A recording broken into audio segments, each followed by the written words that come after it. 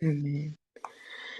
Alors, nous sommes dans le thème vous recevrez une puissance, le Saint-Esprit. Ça fait déjà un mois que nous sommes, 2 mois que nous sommes dessus. Et nous avons été véritablement édifiés, bénis par les différents intervenants qui ont pu venir à chaque fois nous apporter une révélation particulière en rapport avec ce thème si puissant autour de la personne du Saint-Esprit. Et vraiment, je bénis le nom du Seigneur pour ces enseignements de qualité que nous recevons au milieu de cette assemblée. Que nous ne puissions pas négliger le nombre. Véritablement, je vous dis, Dieu est au milieu de nous, le Saint-Esprit est au milieu de nous. Et il inspire ses serviteurs et ses servantes à travers des enseignements hautement divins. Donc, je vous invite encore pour toutes les personnes qui n'ont pas pu voir toute la série concernant ce thème, à pouvoir le revoir en rediffusion sur notre page YouTube. Le Seigneur est véritablement présent au milieu de nous et je crois également que nous devons rendre grâce en permanence pour l'homme de Dieu que le Seigneur s'est choisi dans son humilité. Il n'est pas celui-là qui se met en avant et je le sais, mais c'est, je crois, tellement important de pouvoir prier pour celui qui est à la tête parce il est notre couverture, c'est notre Père ici sur la terre et c'est l'homme que Dieu s'est choisi pour pouvoir nous guider et c'est lui qui a la vision. Et donc nous devons nous tenir en prière en permanence pour la vie de l'apôtre Serge Grampia et rendre grâce à Dieu pour ce qu'il accomplit. Et je crois que nous sommes peut-être un petit nombre, mais que le Seigneur nous emmène à être formés pour que nous soyons des véritables témoins dans notre génération. Et donc chacun de nous a un trésor en lui et le Seigneur est en train de nous forger, de nous former. Et quand viendra le temps, quand viendra le moment où il viendra se manifester véritablement au milieu de nous, il faut que nous soyons prêts. Et donc j'ai vraiment à cœur de pouvoir rendre grâce à Dieu pour la vie du visionnaire de cette mission. Donc pour revenir au thème, mon sous-thème d'aujourd'hui, en accord avec le verset qui nous a été donné, le passage qui nous a été donné dans Acte 1 au verset 8, mon sous-thème est « Vous serez mes témoins ». Je voudrais qu'on puisse relire Acte 1 au verset 8. Acte 1 au verset 8. Uel, si tu peux m'aider.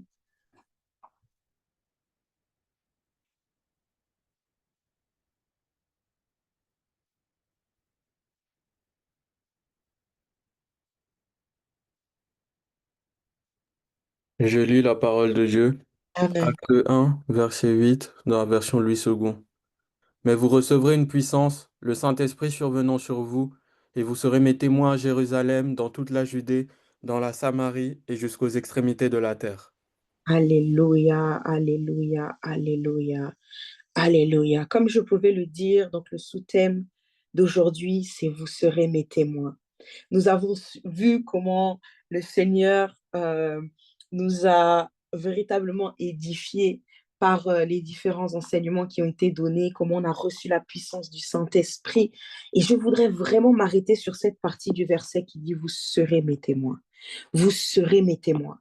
Vous serez mes témoins. Nous devons être des témoins. Nous devons être des témoins.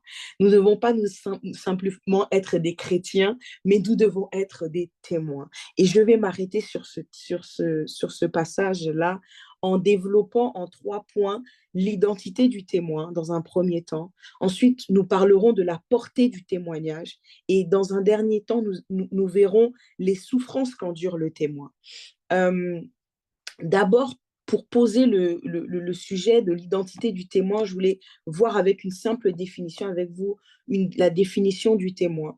Le témoin, c'est une personne qui a vu, ou qui a entendu, ou expérimenté, ou les trois, quelque chose et qui en parle, qui le partage.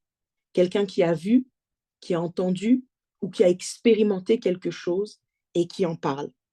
Et pour être témoin de Christ, nous devons avoir expérimenter Christ, c'est-à-dire avoir cru en lui, avoir reconnu l'œuvre de la croix et avoir expérimenté la puissance du Saint-Esprit. Parce que quand le Seigneur parle, quand il parle de nous en tant que témoins, il dit d'abord que vous devez recevoir une puissance. Et donc, il est important de pouvoir expérimenter la puissance du Saint-Esprit pour que nous soyons de véritables témoins. J'avais en moi, quand j'étudiais ce thème, j'avais vraiment en moi cette image comme d'un tribunal. Parce que souvent, on appelle les témoins à la barre. Et il y a plusieurs intervenants dans le tribunal. Le premier, c'est le juge, celui qui teste la véracité du témoin. Il évalue si le témoin dit la vérité, si ce qu'il dit, il l'a véritablement vécu ou si c'est quelque chose qu'il a rapporté. Parce qu'on ne peut pas être un témoin à la barre si c'est quelque chose que quelqu'un nous a raconté. On doit l'avoir vécu pour être un témoin ou on doit l'avoir entendu par nous-mêmes pour être un témoin. Et donc, il y a le juge qui teste la véracité du témoin. Et puis, il y a l'avocat de la défense qui est avec le témoin et qui va guider le témoin pour que son témoignage puisse être compris par tous. Parce qu'il y a des jurés dans une salle de justice, il y a les jurés qui vont prendre la décision et puis il y a le public, les personnes qui sont là. Et donc, l'avocat qui travaille avec le témoin va poser des questions pour que le témoin puisse donner tous les aspects du témoignage. Et il y a un autre avocat qui, lui, vient contrer le témoin et va essayer de détourner le témoignage. Et je voyais cette image-là parce que je me disais, pour celui qui doit être un témoin de Christ, c'est un peu la même situation. Il y a le juge, celui qui teste la véracité du témoin, qui est Dieu. Il y a l'avocat de la défense, qui est le Saint-Esprit, qui vient nous guider dans le témoignage qui doit être donné. Et puis, il y a l'ennemi ou la puissance du diable qui vient être le témoin qui veut euh, euh, contrecarrer en fait le témoignage qui doit être donné. Pour être un véritable témoin, un témoin de Christ, nous devons être des témoins vivants et non des théologiens. Ce que je veux dire par là, c'est que pour témoigner de Christ, nous devons l'avoir vécu. Nous devons croire en lui véritablement. Parce que si nous ne croyons pas en Christ, si nous n'avons pas un témoignage, une affinité, une histoire avec Christ, eh bien, notre témoignage ne sera pas vrai. Je voudrais qu'on lise dans Jean 5 au verset 36 et 37, si c'est possible. Jean 5, 36, 37. Je lis la parole de Dieu, toujours dans la version Louis II. Jean était la lampe, c'est ça, Jean 5, 35. Jean 5, 36. Ok. Jean était la lampe qui brûle et qui luit, et vous avez voulu vous réjouir une heure à sa lumière. Moi, j'ai un témoignage plus grand que celui de Jean, car les œuvres que le Père m'a donné d'accomplir, ces œuvres même que je fais, témoignent de moi que c'est le Père qui m'a envoyé. Est-ce que tu peux relire, s'il te plaît?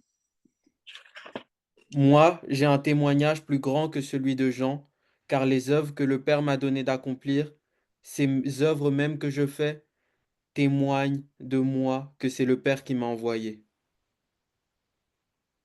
Amen.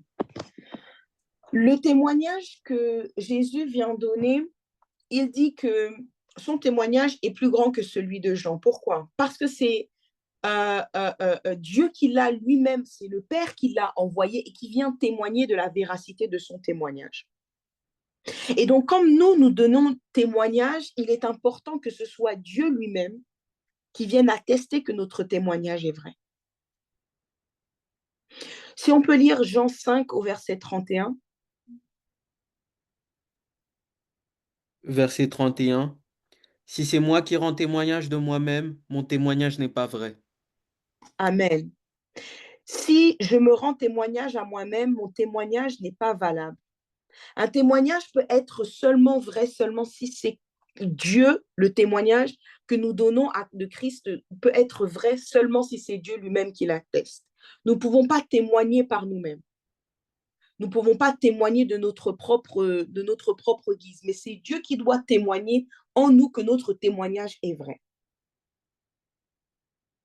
Il faut savoir que euh, quand nous venons prêcher, quand nous venons, parce qu'il y a beaucoup de prédicateurs, beaucoup de prophètes, beaucoup d'évangélistes, mais en vérité, il y a beaucoup de chrétiens, mais il y a peu de témoins. Quand le témoignage est donné, quand la parole est donnée, si, il n'y a pas le témoignage de Dieu qui vient confirmer la parole qui est donnée, il n'y a pas de repentance au niveau de l'assemblée. Il faut deux choses. Que Dieu puisse confirmer le témoignage et que la puissance de Dieu, par la puissance du Saint-Esprit, couvre la personne qui va rendre témoignage. Et c'est par la puissance du Saint-Esprit que les cœurs seront transformés.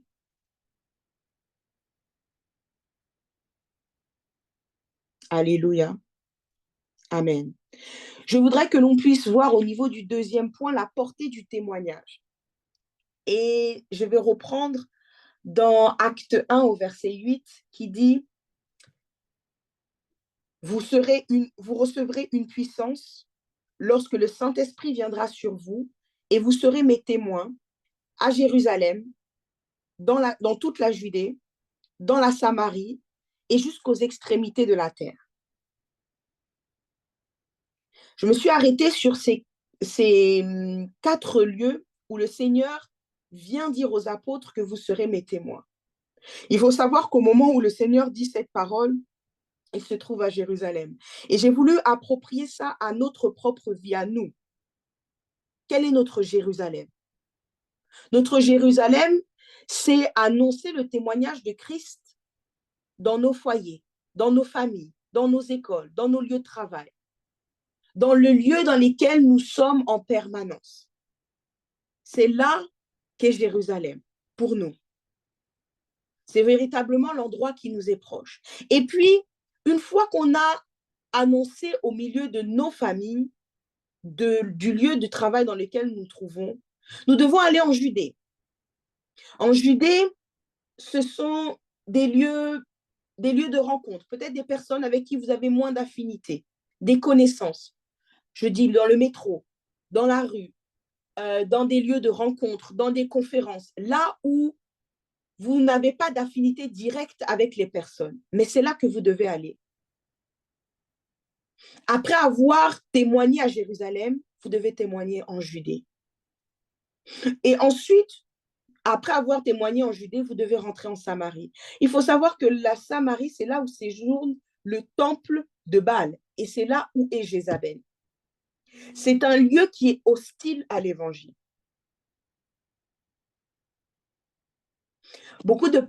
Et très peu d'évangélistes et très peu d'hommes de Dieu ou de femmes de Dieu vont dans des lieux qui sont hostiles à l'évangile.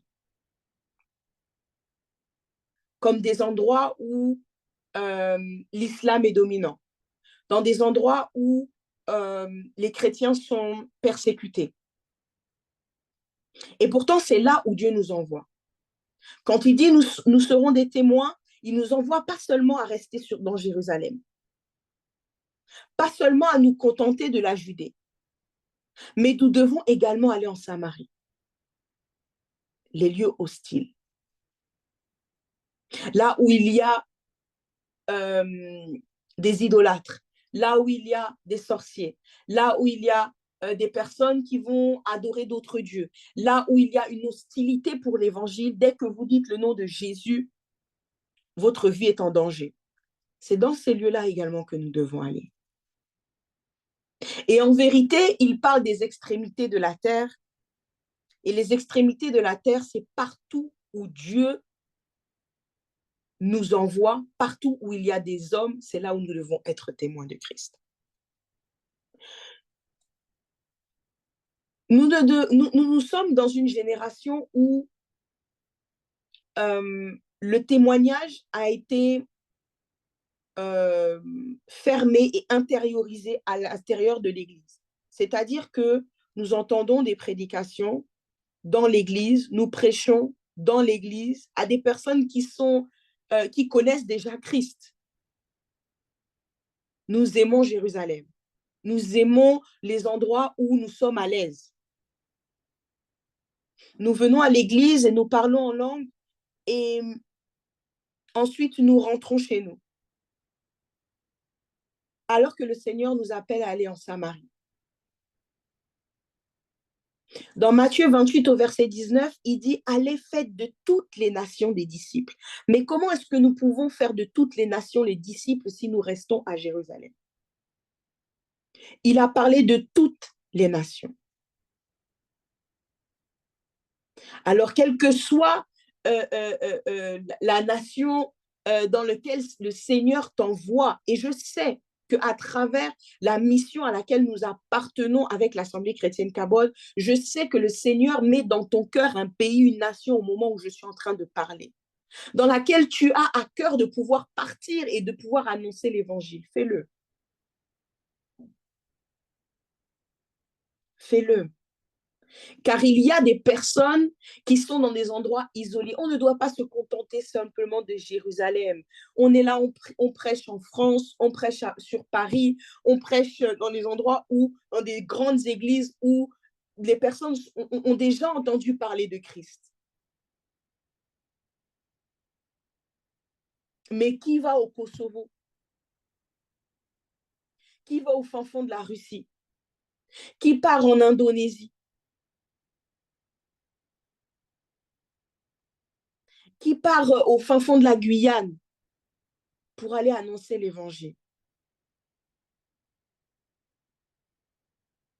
Le Seigneur parle des extrémités de la terre. Il est temps pour nous de nous lever. Il est temps pour nous de sortir de notre zone de confort et de pouvoir aller annoncer l'évangile aux extrémités de la terre. Car je crois véritablement que pour chacune des âmes qui est ici connectée, pour toutes les personnes qui m'écouteront après, que le Seigneur a déversé de son esprit sur nos vies, qui nous a déjà donné cette puissance, qui est le Saint-Esprit. Il nous a donné l'onction pour la capacité, pour la mission. Il est temps que nous nous levions, parce que les âmes sont en train de mourir.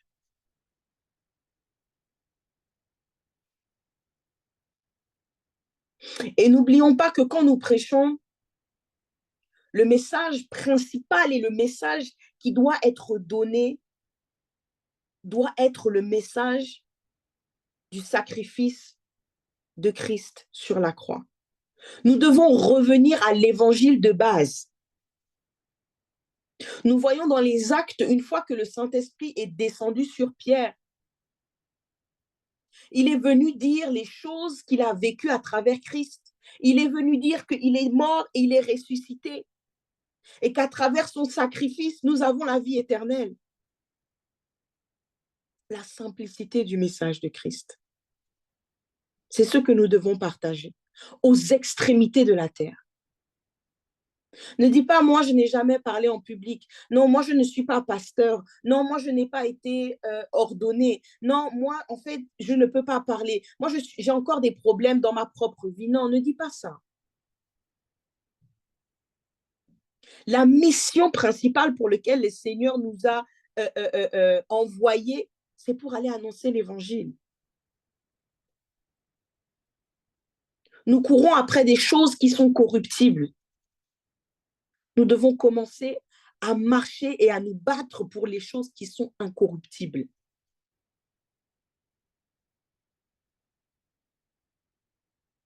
Les âmes ont besoin d'entendre l'évangile, et pas seulement sur Paris, mais dans les extrémités de la terre. Je voulais également pour chacun des témoins que nous sommes, avertir que ce n'est pas simple. Et je reconnais que ce n'est pas simple, parce que je suis en train de donner un message en disant, allez levez-vous, partez, annoncez l'évangile. Mais le Seigneur également est venu me dire qu'il y a un prix à payer. Il y a un prix à payer. Je voudrais qu'on puisse lire dans Romains chapitre 9, du verset 1er au verset 5. Romains 9, 1 à 5. Je lis la parole de Dieu. Romains 9, versets 1 à 5. Je dis la vérité en Christ, je ne mens point.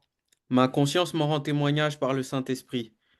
J'éprouve une grande tristesse et j'ai dans le cœur un chagrin continuel, car je voudrais moi-même être anathème et séparé du Christ pour mes frères, mes parents selon la chair, qui sont israélites, à qui appartiennent l'adoption et la gloire et les alliances et la loi et le culte et les promesses et les patriarches, et de qui est issu selon la chair le Christ, qui est au-dessus de toutes choses, Dieu béni éternellement.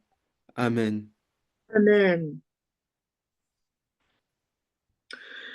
C'est l'apôtre Paul qui parle, et quand il parle du peuple d'Israël, le grand apôtre Paul qui aimait tant Christ, qui sur le chemin de Damas a eu cette vision de Christ,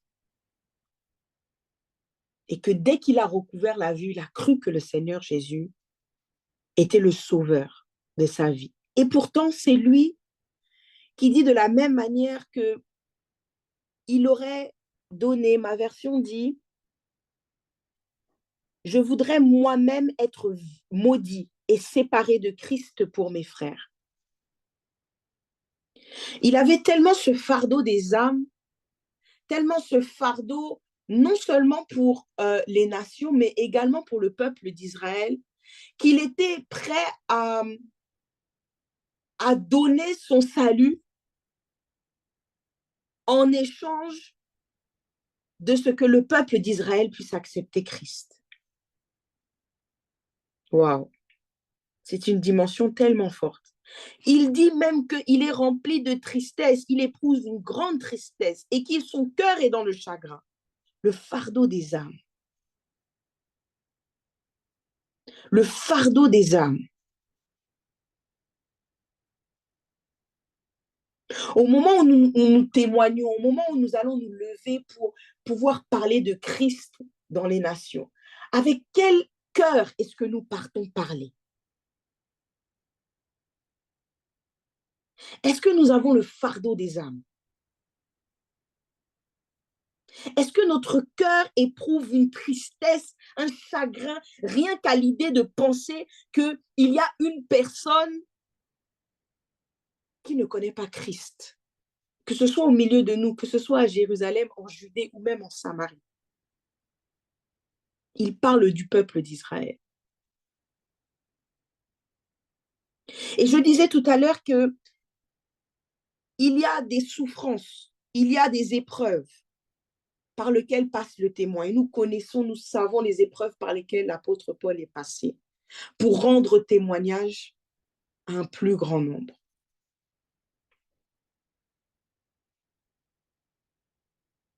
Je voudrais que nous puissions lire Jean 15 au verset 18 jusqu'à 21.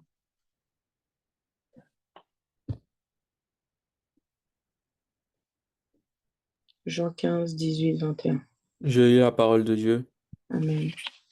Si le monde vous hait, sachez qu'il m'a haï avant vous. Si vous étiez du monde, le monde aimerait ce qui est à lui, ce qui est à lui. Mais parce que vous n'êtes pas du monde et que je vous ai choisi du milieu du monde, à cause de cela, le monde vous hait. Souvenez-vous de la parole que je vous ai dite. Le serviteur n'est pas plus grand que son maître. S'ils m'ont persécuté, ils vous persécuteront aussi. S'ils ont gardé ma parole, ils garderont aussi la vôtre. Mais ils vous feront toutes ces choses à cause de mon nom, parce qu'ils ne connaissent pas celui qui m'a envoyé.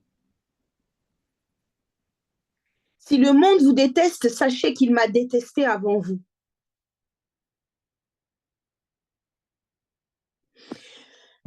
On ne peut pas être un témoin de Christ et puis être aimé par tous.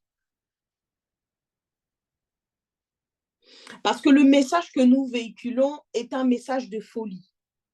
C'est un message qui n'a pas de logique pour celui qui ne connaît pas le Seigneur.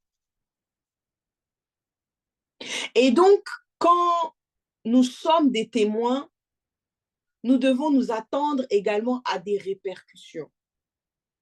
Ce ne sera pas tout le monde qui nous aimera. Ce ne sera pas tout le monde qui acceptera le message. Mais comme le dit la parole dans Jean 5 au verset 41, il dit, ce que je fais, ce n'est pas pour la gloire des hommes, c'est pour la gloire de Dieu. Que nos yeux soient fixés vers Christ quand nous témoignons.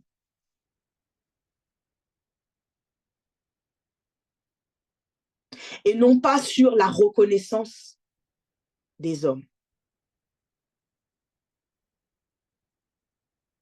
Nous ne sommes pas des stars. Nous ne sommes pas ici pour être adulés, applaudis, acclamés sur cette terre. Ce n'est pas ce pourquoi nous avons été envoyés. Nous sommes ici sur cette terre pour partager le message de Christ jusqu'aux extrémités de la terre. Alors nous devons accepter les épreuves et les souffrances qui vont avec l'œuvre du témoin. Parce que nous savons qu'en toute chose, nous sommes aimés et soutenus par le Dieu Tout-Puissant, celui qui a créé le ciel et la terre.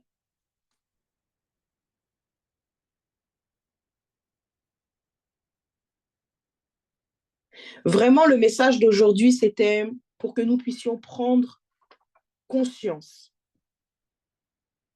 que au moment où nous avons reçu la puissance du Saint-Esprit, ça ne doit pas s'arrêter là. Nous ne devons pas simplement recevoir le Saint-Esprit comme nous l'avons déjà reçu plusieurs fois. On reçoit la puissance du Saint-Esprit, on reçoit l'onction sur nous, mais c'est pour accomplir la mission.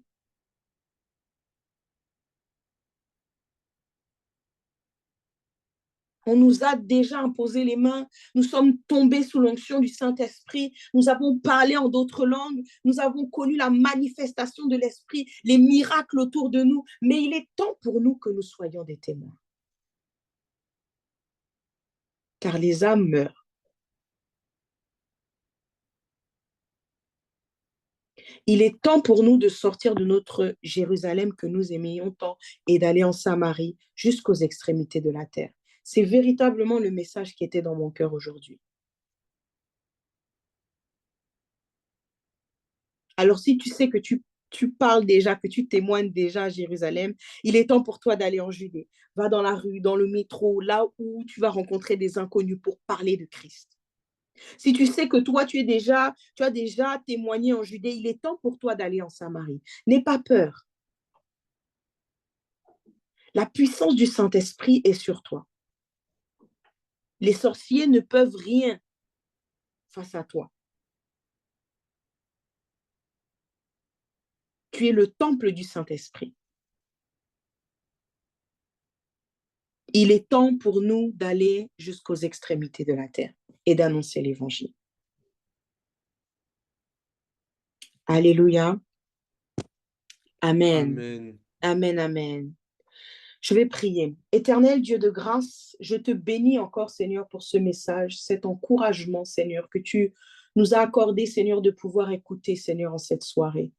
Seigneur éternel, aide-nous, parle-nous, manifeste-toi, Seigneur Dieu, en chacun de nous, afin que nous puissions être ces pierres qui se lèvent au milieu de l'assemblée et qui viennent témoigner du message de Christ. Seigneur, il en est assez que nous soyons ces chrétiens qui intériorisons, Seigneur, le message dans nos églises seulement, autour, là où nous sommes dans notre confort. Père éternel, Dieu, donne-nous cette capacité, par la puissance du Saint-Esprit, d'être tes témoins jusqu'aux extrémités de la terre. Envoie-nous, Seigneur Dieu. Au nom puissant de Jésus, j'ai prié. Amen. Amen. Amen. Amen. Amen.